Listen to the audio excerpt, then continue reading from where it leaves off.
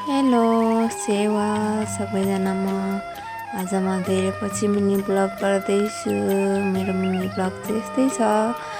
अहिलेको बर्खाको समयमा कहिले घाम कहिले पानी यस्तै छ। चाहिँ अब चिसो मौसममा मैले बिहानै रक्सी बसाएँ। चिसोमा फेरि अहिले आगो फेरि बल्दैन, फुकिराख्नुपर्छ। हाम्रो देख्न सक्नुहुन्छ मेरो रक्सीको भाँडो के भन्छ। अनि त्यहाँदेखि म त्यतिकैमा कुखुरालाई चारो दिँदैछु। चारो पनि नभएर गाह्रो छ। मकैहरू पाक्नु बाँकी छ। अब पाकेपछि चाहिँ मान्छेलाई नि हुन्छ, कुखुराले पनि हुन्छ, बाख्राले पनि हुन्छ। मेरो कुखुराहरू हाम्रो यस्तै छ। तपाईँहरूले देख्न सक्नुहुन्छ मेरो कुखुराहरू। चाहेमा सम्पर्क गर्नुहोला।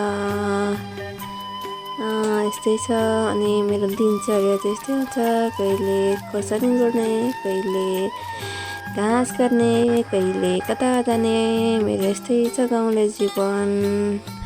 अनि त्यतिकैमा आमा छोरा स्कुल गयौँ। अनि स्कुलबाट घर फर्कियौँ। बाटोमा आउँदा भिडियो बनाउँदै आमा छोरा।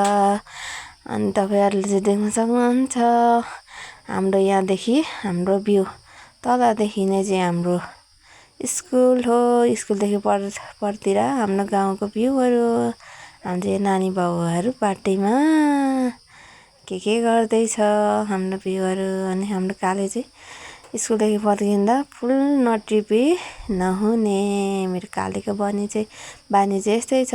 आएपछि हाम्रो स्कुलबाट आएपछि आमा छोराको काम बोडी गर्ने। अनि मेरो मिनी ब्लग यस्तै छ। हाम्रो प्रकार सबैले माया गरिदिनु होला, सपोर्ट गरिदिनु होला। मन परेमा लाइक, सेयर, कमेन्ट पनि गरिदिनु होला है।